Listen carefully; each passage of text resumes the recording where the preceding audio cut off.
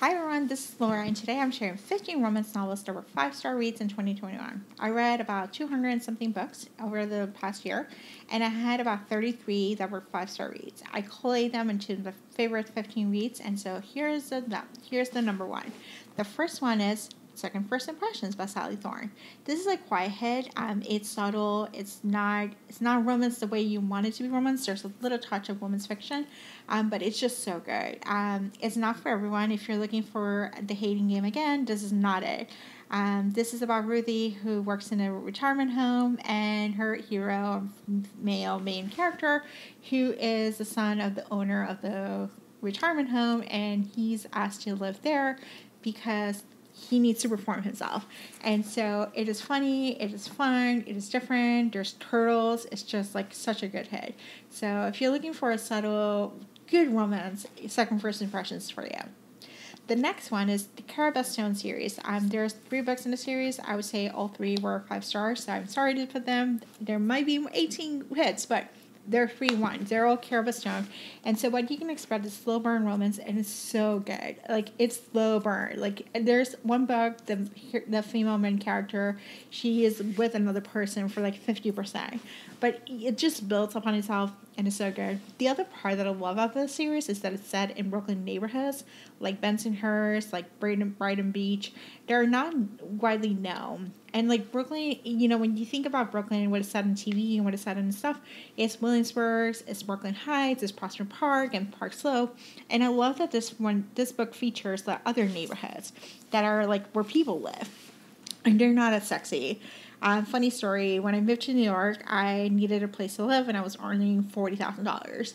And so I needed a place that was cheap, and it was like, I didn't want to get roommates. And so I luckily found an apartment in Bensonhurst.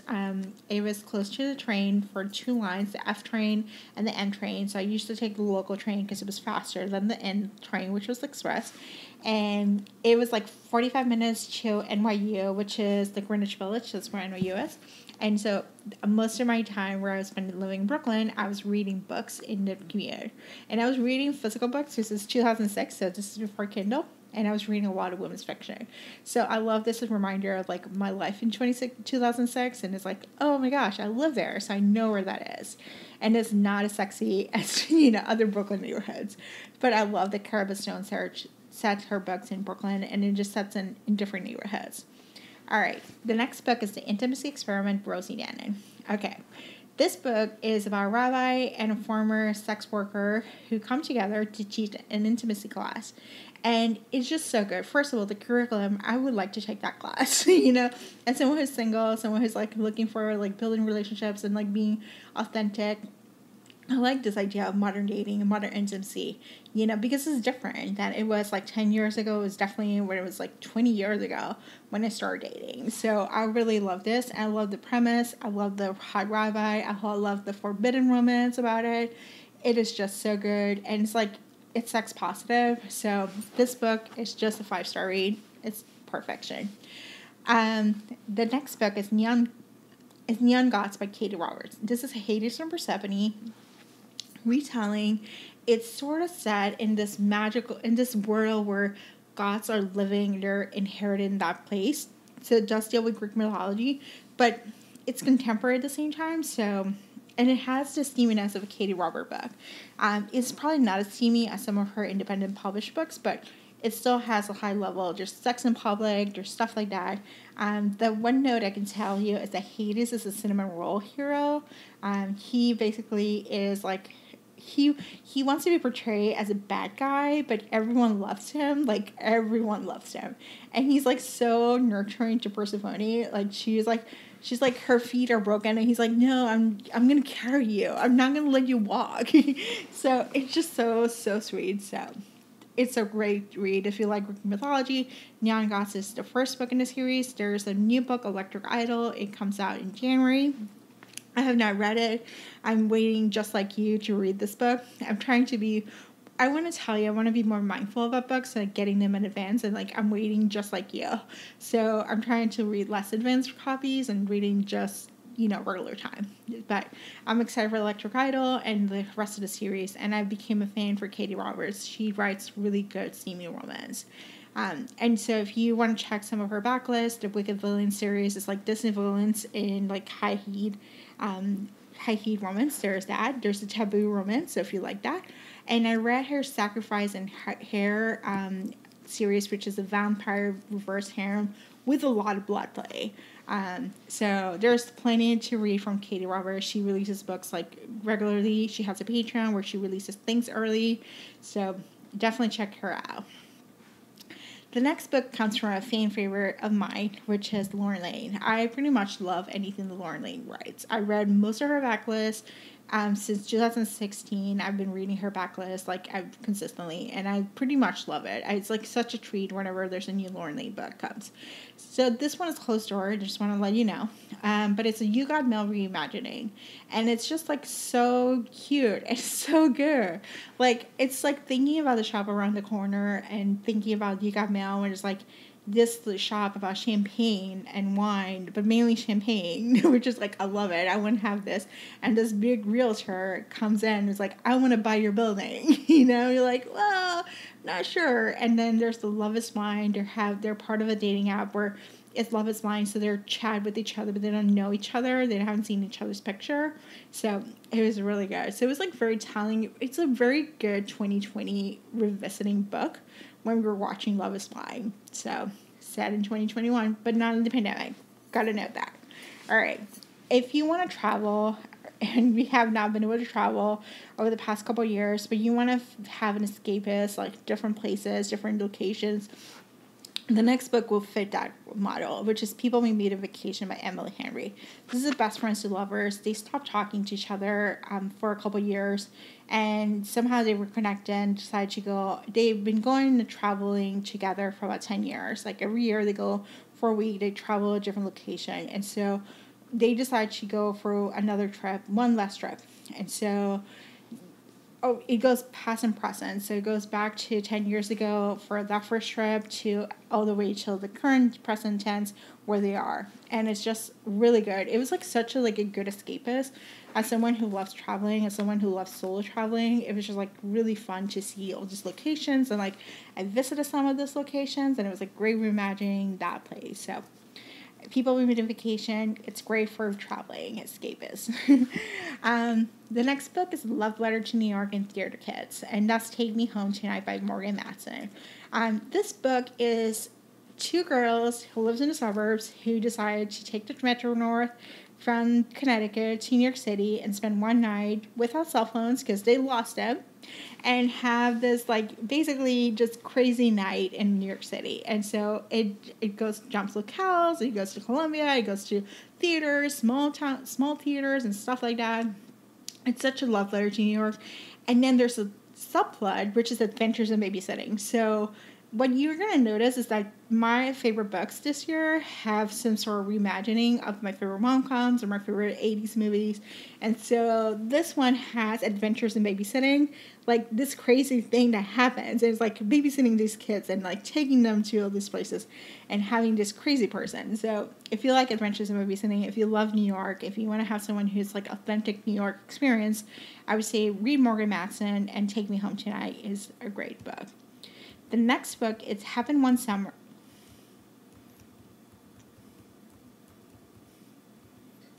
The next book, It Had to Be You by Georgia Clark.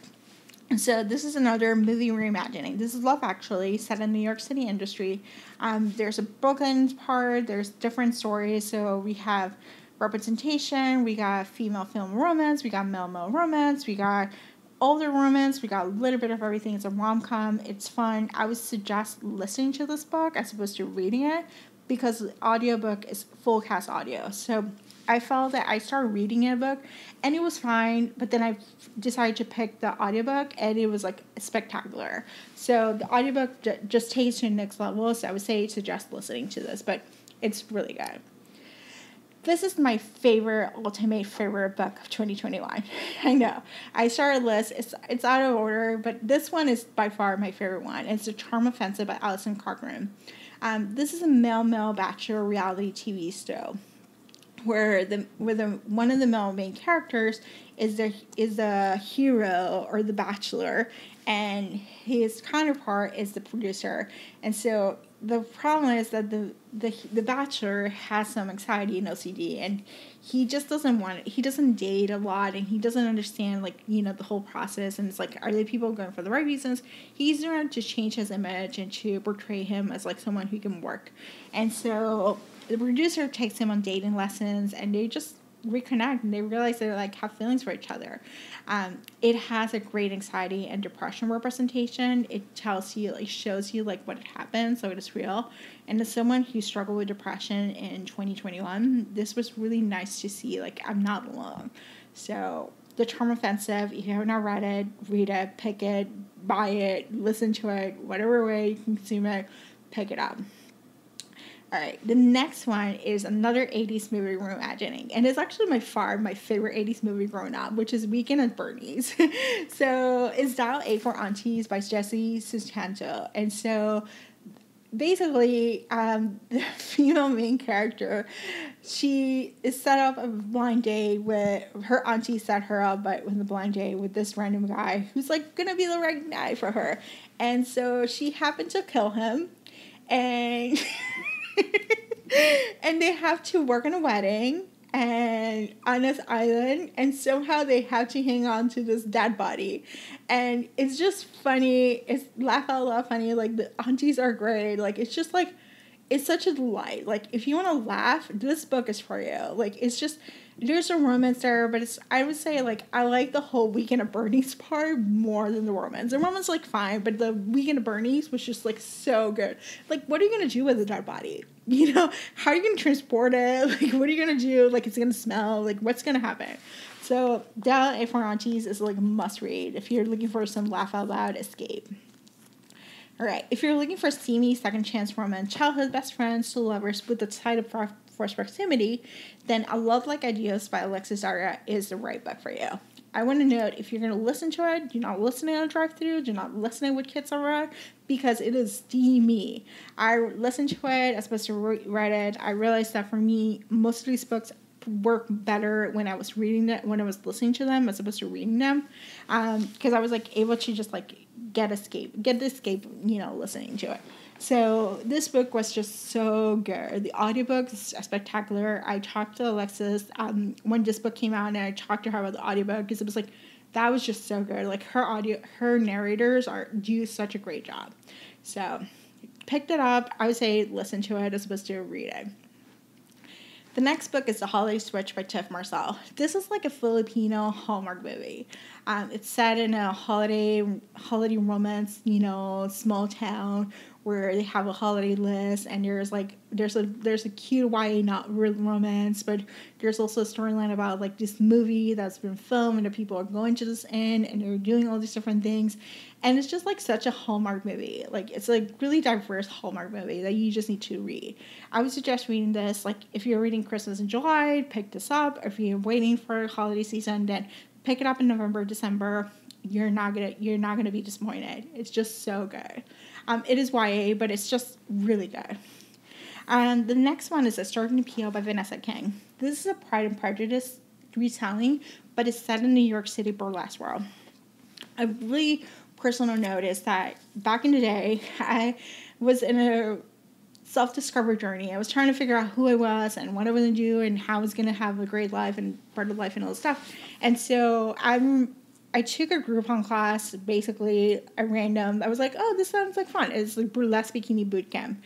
And the instructor, she had what I wanted. And I was like, I want what you're having. So I took her class, and I followed her. I took a bunch of her classes. And one of the classes I took was that I participated in burlesque dance. So I actually had to perform in front of an audience, and I invited my friends for me to strip down and to do this. And like, I don't have a perfect body, but it was just like such an empowering experience just to get down your pasties. And so this book just reminded me of that moment, like the magic of burlesque. Like, burlesque is so different from like stripping and stuff like that. Burlesque is about like exploring your body, exploring your confidence, and like building yourself and to trying different things. And so this book was just everything. I listened to this. I started reading it. I felt like it was dragging, so I listened to this at night, and it was just so good. It is a very loosely based on Pride and Prejudice retelling, but all the character names are the same ones in Pride and Prejudice. Just definitely, to keep in mind. So if you like that Pride and Prejudice retellings, this is one for you. The next one is a surprise hit for me. So it's His Leading Lady by Jenny Norbeck, which is probably you'd have to have heard this book. It was an indie release, and I somehow signed up for an ARC, but I did not read it on time because that was my issue. And so I signed up for a new library because I moved to Tampa in September. And so I finally signed up for the Tampa library in October. And I was like, oh, let me see what is out there. And I saw that His Leading Lady is in the Tampa library. So I decided to, instead of getting the ARC, because there was like some shifts with the ARC, so I was like, let me just get the library book. And I was pleasantly surprised how much I loved this book. So it's a famous actor who hires a dominatrix to teach him BDSM for a movie. But the point is that they need to justify why they're together, but he's a famous actor, so paparazzi is going to follow him.